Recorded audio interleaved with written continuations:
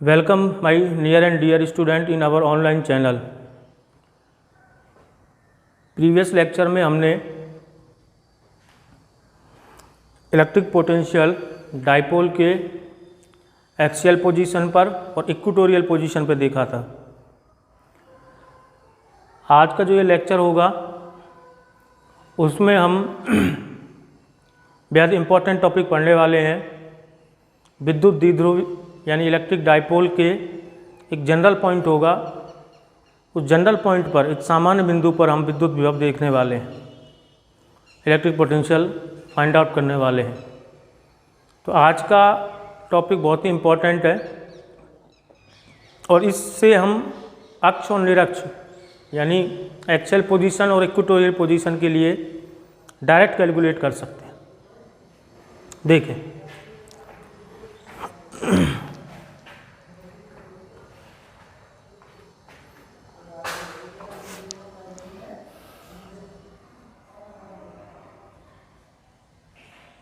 विद्युत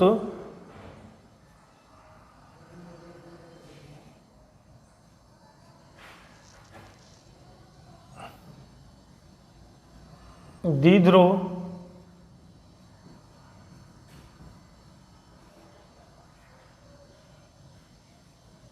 के किसी सामान्य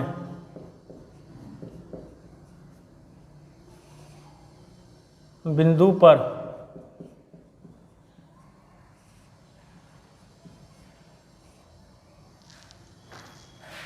विद्युत विभव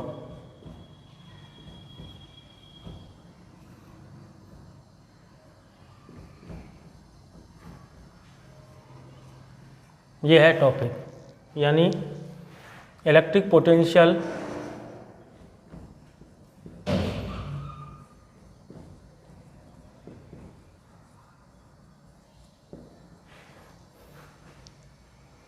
eight general point of N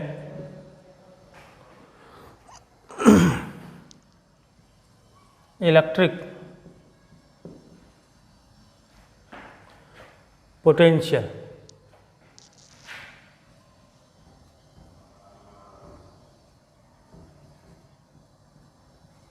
ठीक, तो देखें,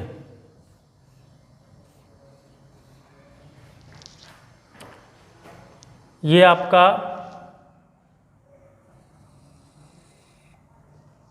इलेक्ट्रिक डाइपोल हम बना रहे हैं। आदत हमने सीख रखी है सर, पहले माइनस क्यों लिखेंगे और उसके बाद में प्लस क्यों लिखेंगे। ठीक, दोनों के बीच की दूरी हम a लिखते हैं। इसका डाइपोल मोमेंट स्मॉल p से, जिसकी डायरेक्शन हमेशा माइनस क्यू से और प्लस क्यू। ठीक है, और फॉर्मूला उसका किसी भी एक चार्ज का मैग्नीट्यूड ले लेंगे और दोनों चार्ज के बीच की जो डिस्टेंस है उससे उसको मल्टीप्लाई कर देंगे। ये मिड पॉइंट हुआ O। अगर मैं अक्ष पे जाता, एक्सियल पोजीशन पे जाता तो मैं 0 डिग्री एंगल बना करके जाता। अगर मैं निरक्ष पे जाता, इक्वेटोरियल पोजीशन पे जाता तो मैं 90 डिग्री एंगल बना के जाता। अब मैं ना तो 0 डिग्री बना रहा हूँ ना मैं 90 डिग्री बना रहा हूँ, मैं एक जनरल थीटा एंगल बना करके जा रहा हूँ। ठीक,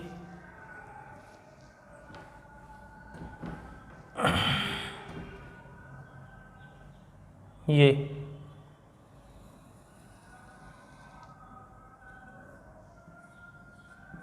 ठीक, ये एंगल हुआ थीटा और ये डिस्टेंस हुई आपकी r। ठीक, तो इसके पोलर कोऑर्डिनेट ध्रुवीय निर्देशांक हो गए r, थीटा। आपने 10th क्लास में 11th क्लास में कार्तीय निर्देशांक पढ़े हैं, जिसको हम लिखते हैं 2D में x, y और 3D में x, y, z। कोई पॉइंट x एक्सिस पर 5 मीटर चलता है, ऐसे एक्स एक्सिस पर 5 मीटर चला, फिर वाई एक्सिस पे 10 मीटर चला, तो उसके निर्देशांक हो गए 5,10। ऐसे ही एक पोलर कोऑर्डिनेट होते हैं ध्रुवीय निर्देशांक। उसमें पहला जो टर्म्स होती है, पहला जो कोऑर्डिनेट होता है, पहला जो निर्देशांक होता है वो डिस्टेंस को बताता है, और दूसरा जो निर्देशांक होता है, दूसरा जो कोऑर्डिनेट होता है वो बताता है एंगल को। तो कोई भी पार्टिकल थीटा एंगल बना करके कितनी दूरी चला है, आर दूरी चला है, तो ये उसके कौन से कोऑर्डिनेट कहलाते हैं, ध्रुवीय निर्देशांक। और यहाँ पर है हमारा पॉइंट कौन सा, पी। यहाँ ज्ञात करना है हमें विद्युत द्विध्रुव। तो मुझे केवल एक फॉर्मूला विद्युत द्विध्रुव के लिए आता है, V इक्वल टू, जो पॉइंट चार्ज के लिए, बिंदुवत आवेश के लिए लगता है 1/4 पाई epsilon not capital Q upon में R। निकलवा चुके हैं बेटा, केवल बिंदु आवेश के लिए है, पॉइंट चार्ज के लिए। शॉर्ट में मैं लिख देता हूँ आपको, ठीक। और ये दोनों बिंदुवत आवेश हैं, तो मुझे डिस्टेंस चाहिए R डिस्टेंस का मतलब यहाँ क्या है, इन आवेशों को इस बिंदु से मिलाइए, वो डिस्टेंस होगी। तो हमने आवेशों को बिंदु से मिलाया, ठीक। इसको भी बिंदु से मिलाया, बिंदुवत आवेश से मिलाया, इट्स ओके, ठीक।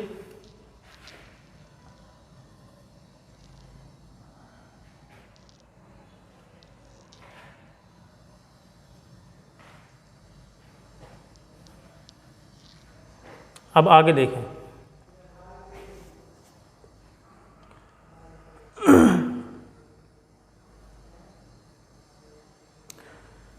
कि हमारा एम क्या है, हमें द्विध्रुव के सामान्य बिंदु P पर विद्युत विभव ज्ञात करना है, ठीक। ये हमारा एम है। We have to find out the value of electric potential at a general point small p। विद्युत द्विध्रुव के सामान्य बिंदु p पर हमें विद्युत विभव की वैल्यू फाइंड आउट करनी है, विद्युत विभव का मान ज्ञात करना है। ये हमारा क्या है आज का, इस चैप्टर का, इस टॉपिक का उद्देश्य है, एम है। आई बात समझ में? अब आइए ध्यान से देखिए, बिंदु P के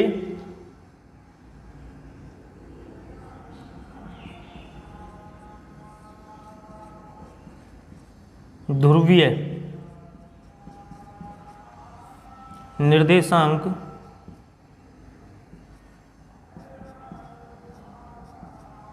यानी पोलर कोऑर्डिनेट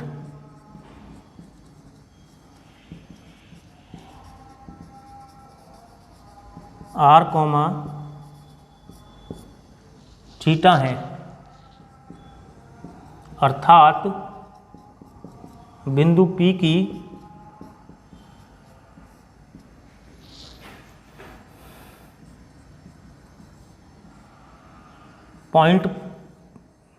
बिंदु P की पॉइंट O से दूरी r तथा r सदिश, दूरी को हमने विस्थापन के रूप में माना है, सदिश राशि लगाइए, r सदिश और p सदिश, ये पूरा p सदिश आपका, वह p सदिश स्मॉल p लिखना है के मध्य कोण थीटा है। ये ध्रुवीय निर्देशांक का मतलब, ठीक है।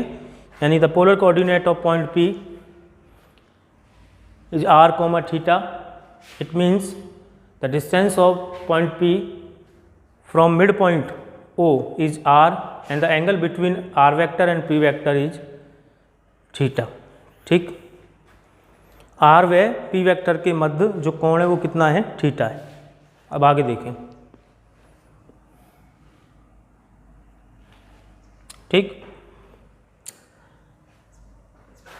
ये वाली डिस्टेंस यहाँ से यहाँ तक की मैंने R1 मान ली, ये डिस्टेंस मैंने R2 मान ली। ठीक, तो सबसे पहले इस चार्ज के कारण कितना विभव होगा, प्लस क्यू के कारण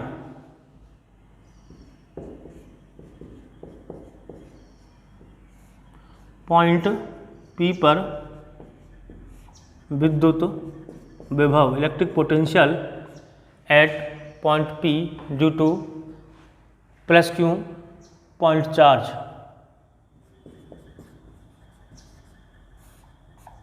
ठीक, तो V1 कह रहा हूँ मैं इसको, फॉर्मूला आपके पास में लिखा हुआ है 4 pi epsilon naught Q upon R1। इसी प्रकार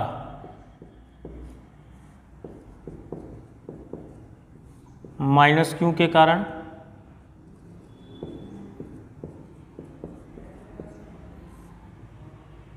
V2 equal to 1 upon 4 pi epsilon naught Q upon में R2। गलती बताएं क्या कर दी है, आवेश को उसके साइन के साथ में रखना है, क्योंकि विद्युत विभव कैसी राशि है, अदिश राशि है, इसलिए we have to put negative sign in front of Q when you calculate electric potential due to minus Q charge.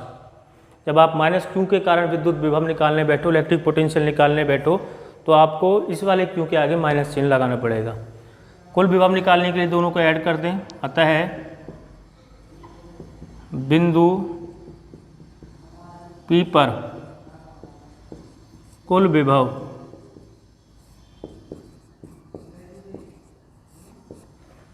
V equal to V1 plus V2, V equal to Q upon 4 pi epsilon naught, दोनों में से common आ जाएगा। ये छोटे बच्चों की बात नहीं है, अब आप 12th स्टैंडर्ड के स्टूडेंट हैं। अंदर बचेगा 1 अपॉन में R1 माइनस ये इस वजह से 1 अपॉन में R2। M I right? Equation number first. मेरा काम स्टार्ट होता है यहाँ से, R1 व R2 का मान ज्ञात करना। ये है इस टॉपिक की जान, और ये जिस बच्चे को समझ में आ गई उसको ये टॉपिक समझ में आ गया, उसके लिए न्यूमेरिकल इजी हो गए, उसके लिए ये टॉपिक इजी हो गया। विद्युत विभव इलेक्ट्रिक पोटेंशियल में आगे आने वाले जो टॉपिक हैं वो सारे इजी हो गए। ठीक है, तो देखें कैसे हम कैलकुलेट करेंगे R1 की वैल्यू और R2 की वैल्यू। ठीक, अब मेरी बात सुनिएगा ध्यान से। दो लाइन ध्यान से समझना, एक ही बार बताऊंगा मैं, इस प्रकार की हैं।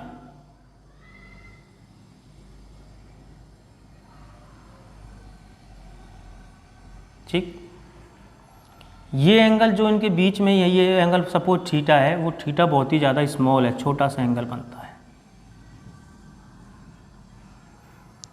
ठीक है, मुझे ये देखना है कि इन दोनों में से बड़ी कौन सी है, छोटी कौन सी है। अगर ये लाइन, और कितनी छोटी है और कितनी बड़ी है, अगर ये लाइन इस तरीके से होती, दोनों पैरेलल होती और बीच का एंगल स्मॉल ना होकर के 0 डिग्री हो जाता, तब तो हम सिंपल क्या करते, बता देते सर ये वाली लाइन बड़ी है और ये लाइन छोटी है। ठीक है, लेकिन कितनी बड़ी है और कितनी छोटी है ये बताने के लिए मुझे इस पर परपेंडिकुलर डालना पड़ता, लंब डालना पड़ता, और ये हिस्सा मुझे हटाना पड़ता, तब जा करके ये दोनों बराबर हो जाती। यही कहानी यहाँ पर है, ध्यान से देखें। ये एंगल बहुत ज़्यादा स्मॉल है। सर कितना स्मॉल है कि ये ऐसे बिहेव करेंगे जैसे दोनों लाइन बिल्कुल पैरेलल हों एक दूसरे के। ठीक, तो मुझे ये देखना है कि ये वाला टुकड़ा कितना बड़ा है, तो मुझे यहाँ से क्या डालना पड़ेगा, इस पर एक लंब डालना पड़ेगा और ये वाला हिस्सा हटाना पड़ेगा। लंब डालते ही जैसे आप लंब डालोगे ये एंगल जो है वो 0 डिग्री हो जाएगा, दोनों लाइनें सीधी हो जाएंगी। समझ में आई बात? जैसे कोई दो लाइन है बेटा, इस तरीके से वो झुकी हुई हैं और ये जो एंगल है वो बहुत ही ज़्यादा छोटा है, ठीक है। अब मुझे ये देखना है इनमें से कितना टुकड़ा हटाऊं मैं कि दोनों बराबर हो जाएं, समझ में आई बात। तो मुझे क्या करना पड़ेगा, इन दोनों के बीच में एक लंब डाल दो। लंब डालते ही जैसे ही आप लंब डालोगे दोनों के बीच में लाइन इस तरीके से हो जाएंगी, यानी एंगल 0 डिग्री हो जाएगा। और उसके बाद में जब आप लंब डालोगे तो पता लग जाएगा आपको कितना टुकड़ा आपको इसमें से हटाना पड़ेगा। अगर तुम ध्यान से देखो तो इम्पोर्टेंट बात है, ज़रा दिमाग पे जोर देना। अगर तुम ध्यान से देखो तो वही स्थिति ये है, बैठा दिमाग में। दोनों लाइनें आप देखें तो झुकी हुई हैं और ये एंगल बहुत ही छोटा है, ठीक है। मुझे ये देखना है कि इन दोनों को बराबर कैसे किया जाए, कितना टुकड़ा हटाया जाए, इसमें से कितना टुकड़ा हटाया जाए। तो मुझे क्या डालना पड़ेगा, यहाँ से मैं इनका नाम ले देता हूँ A B। तो मैंने यहाँ से एक क्या डाल दिया, इस पर एक लंब, और इसका नाम दे दिया C। अब कितने लोग बता देंगे कि कौन सा टुकड़ा है जो मुझे हटाना पड़ेगा। क्या मुझे OC नहीं हटाना पड़ेगा? जैसे ही मैं इस OC को हटा दूंगा यहाँ से तो ये PB और PC लगभग एक दूसरे के इक्वल हो जाएंगी। लगभग इसलिए कह रहा हूँ क्योंकि थीटा जो है वो बहुत स्मॉल एंगल है। इस चीज़ पर ध्यान से आपको दिमाग लगाना है, समझना है, इम्पोर्टेंट बातें हैं। दोनों लाइनें एक दूसरे पर किसी बहुत ही छोटे एंगल से झुकी हुई है, मुझे इन दोनों को बराबर करनी है। बराबर करना है तो मुझे लंब डालना पड़ेगा, परपेंडिकुलर ड्रॉ करना पड़ेगा। जैसे परपेंडिकुलर ड्रॉ करूंगा तो ये लाइनें बिल्कुल पैरेलल हो जाएंगी, मुझे समझ में आ जाएगा ये टुकड़ा मुझे हटाना है। सेम कहानी ये है, ये एंगल बहुत ज़्यादा स्मॉल है, मुझे इन दोनों को बराबर करना है। अगर मुझे इन दोनों को बराबर करना है तो कितना टुकड़ा हटाऊँ मैं? तो मैंने यहाँ से एक परपेंडिकुलर डाल दिया, जैसे जो परपेंडिकुलर किस पॉइंट पर काटा, C पर। अब मुझे समझ में आ गया कि ये जो टुकड़ा है वो हटाना पड़ेगा, यानी PB और PC बराबर होने के लिए OP में से OC को हटाना पड़ेगा। फिर से सुन लीजिए, PB लगभग बराबर है PC के। दोनों को बराबर करने के लिए OP में से OC वाला टुकड़ा हटाना पड़ेगा, तब PB और PC एक दूसरे के बराबर होंगी। मेरी बात को बार बार दिमाग में रिपीट करना, समझ में आएगा, ठीक है। तो देखें,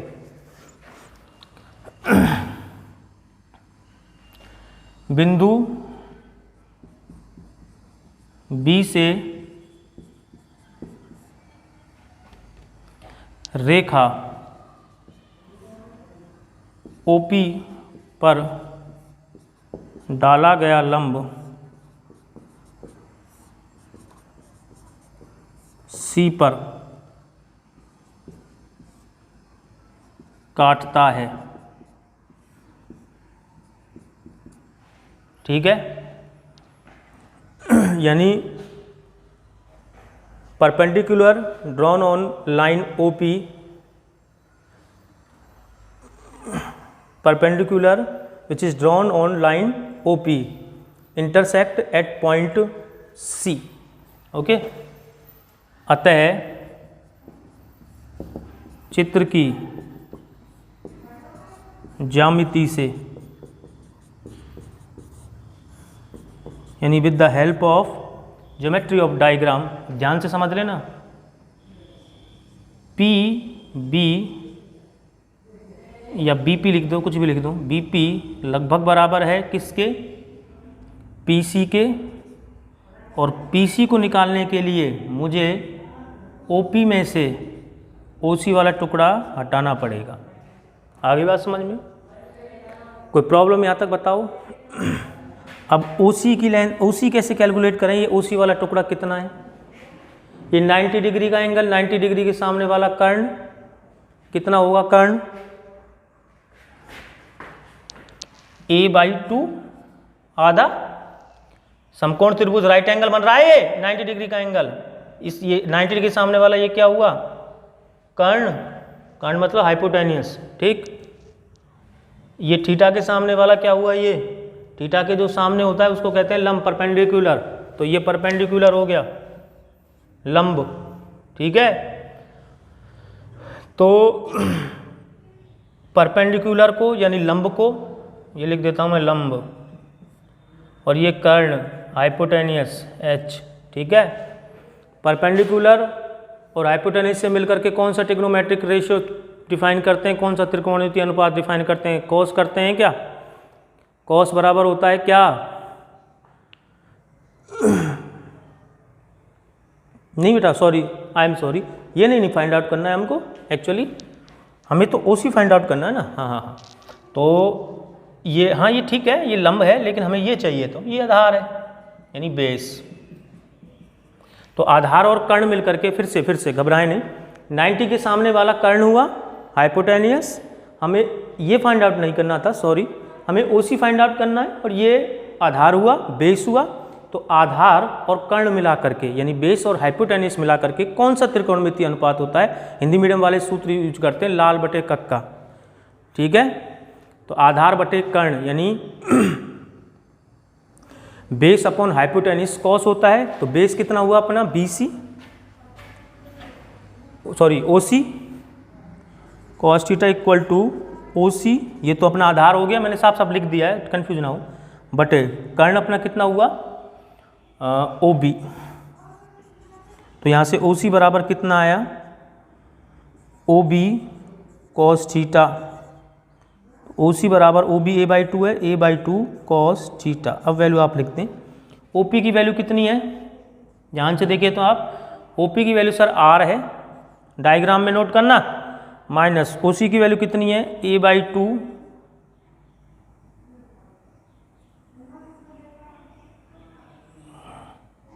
A/2 कॉस थीटा, ठीक है। तो और आपका जो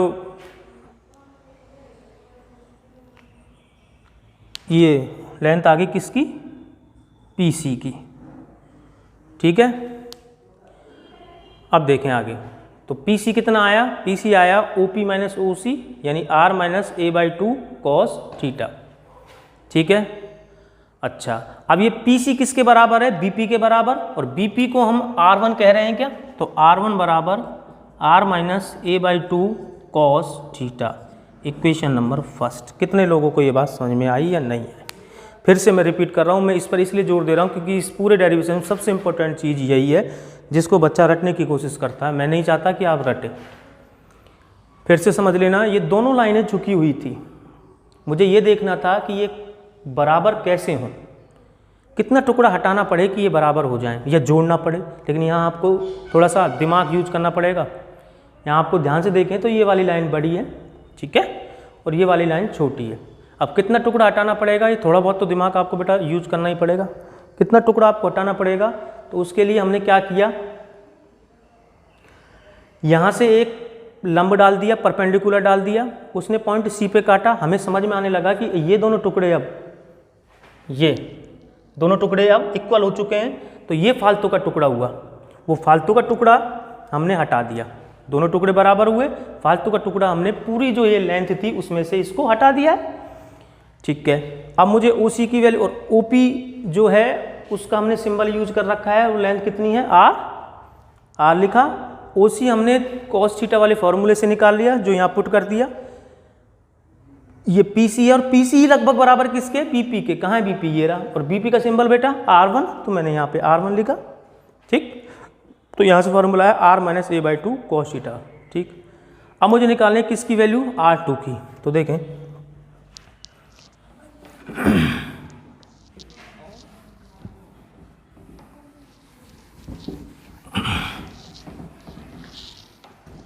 देखो, मैं किसी भी डेरिवेशन को लेंथी नहीं करता हूँ, केवल समझाऊंगा, आपको अपने आप समझ में आ जाएगी।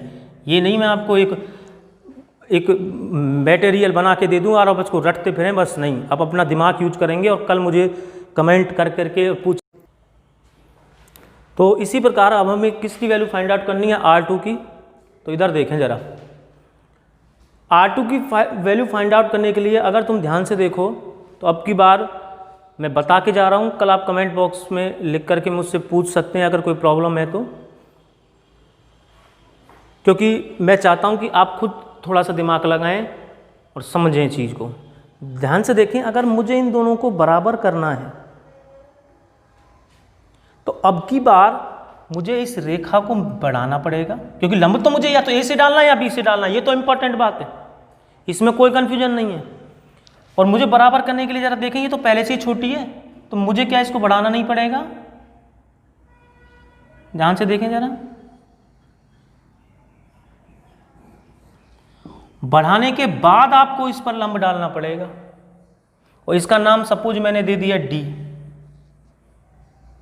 बेटा दिमाग में, आपको बढ़ा करके देन आपको इस पर लंब डालना पड़ेगा, मैंने इसका नाम दे दिया क्या? डी। बेटा दिमाग में बोलो, कोई कंफ्यूजन? क्या नाम दिया इसका? डी नाम दे दिया। ठीक है, अब आपका काम क्या है, आप RTU की वैल्यू निकालेंगे, और मैं बता रहा हूं आपको आएगी R plus a/2 cos theta. ठीक है, ये मेरा क्वेश्चन है जो आप कल सॉल्व करके लाएंगे बस, कि सर ने कैसे, मैंने बताया, मैंने यहाँ से इसको इंक्रीज किया, और इंक्रीज करने के बाद यहाँ से लंब डाला। अब आप अपने कितने लोग दिमाग की प्रैक्टिस करते हैं और ये निकाल के लाते हैं कि R2 बराबर R plus a/2 cos theta. आप अपना दिमाग यूज कीजिए, जब आप सफल हो जाएं तो मैं हकीकत बता रहा हूँ, आपको जितनी खुशी होगी आप सोच नहीं सकते। बेटा दिमाग में, अदरवाइज मैं बिल्कुल टेंशन लेने की जरूरत नहीं है, कल आते ही इसी को बताऊंगा मैं कि ये R plus a/2 cos theta कैसे आया। तो एक वैल्यू आ गई R1 की R minus a/2 cos theta, और दूसरी वैल्यू आ गई R plus a/2 cos theta. दोनों वैल्यू को मैं किस इक्वेशन में पुट करूंगा? इक्वेशन नंबर फर्स्ट में। तो देखें, डायग्राम की अब मुझे शायद कोई ज़रूरत नहीं है, आप पॉज करके इसको बना सकते हैं। तो देखें,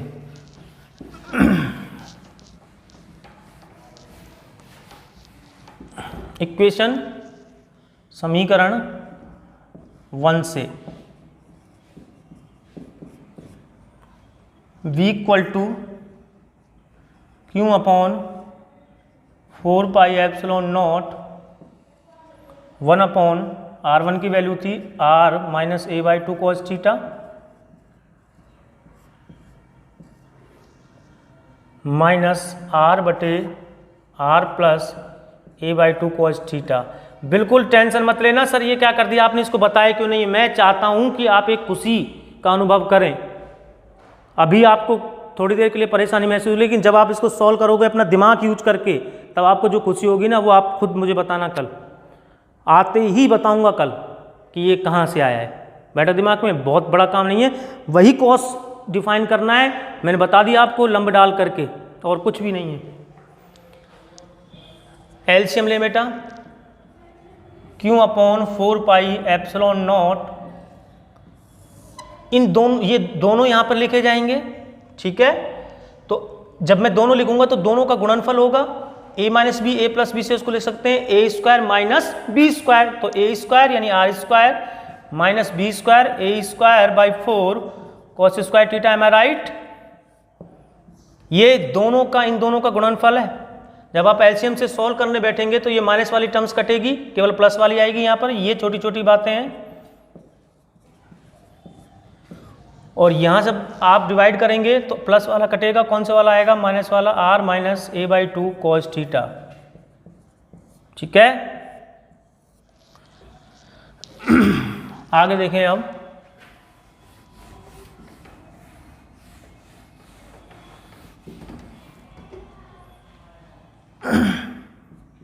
क्यों अपॉन 4 पाई एप्सिलॉन नॉट, यहाँ देखिए ध्यान से, ये R पॉजिटिव और ये वाला R नेगेटिव, दोनों कैंसिल आउट हो जाएंगे। बाहर माइनस लग रहा है तो ये प्लस का होने वाला है। a/2 cos theta, a/2 cos theta half half अब मिल करके और कंप्लीट हो जाएगा। कितना? a cos theta upon R square minus a square by 4 cos square theta. ठीक है, Q और A मिल करके, अब मुझे शायद बताने की ज़रूरत नहीं है, सब लोग जानते हैं, P बन जाता है P cos theta, small p कहते हैं इसको, और 1 अपॉन, ये Q और A मिल करके बनाया है मैंने, 1 अपॉन 4 पाई एप्सिलॉन नॉट, जो कहते हो लिखें, ये small p R square minus A square by 4 cos square theta. ठीक, वही मेरा तरीका। अगर ये वाली डिस्टेंस बहुत बड़ी है, नो, किसके कंपेयर में, ए के कंपेयर में, तो समुद्र में से एक गिलास पानी निकाल लिया, समुद्र पर कोई फर्क पड़ रहा है क्या, ना, इसको नेगलेक्ट मान के छोड़ दें। तो v बराबर आया 1/4πε0 p अपॉन में r स्क्वायर।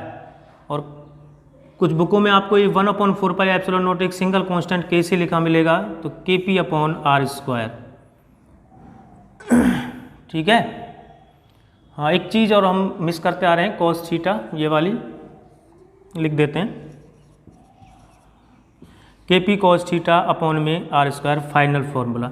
मैं इसको k लिखने की सलाह बहुत कम देता हूँ आपको, क्योंकि इससे बच्चे आगे जा कर के k कई सिंबलों में यूज होगा, कंफ्यूज होते हैं, तो आप इसको 1/4πε0 की टर्म्स में ही याद रखेंगे। अब ज़रा एक चीज़ देखें आप, अगर मुझे इससे एक्सियल पोजीशन अक्ष के लिए निकालना है, आपको होमवर्क है ये, तो मैं यहाँ पर थीटा की वैल्यू लिखूंगा 0 डिग्री, तो अक्ष का फॉर्मूला आ जाएगा। अगर मुझे निरक्ष के लिए निकालना है, इक्वेटोरियल पोजीशन के लिए, तो मुझे कितना डिग्री चलना पड़ेगा, 90 डिग्री। ऐसे तो चलते हैं, अक्ष में 0 डिग्री चलते हैं, निरक्ष पर हम 90 डिग्री चलते हैं, ऊपर इन्फिनिटी नीचे इन्फिनिटी, कहीं तक भी, इसमें भी प्लस इन्फिनिटी और माइनस इन्फिनिटी। तो ये दोनों आप पुट करके अक्ष और निरक्ष का भी यहाँ से प्राप्त कर सकते हो। ठीक है। तो कल मैं आपको ये बताऊंगा कि ये r + a/2 cos थीटा कैसे आया, जब आप खुद एक बार कोशिश कर लेंगे उसके बाद में। ठीक, थैंक यू।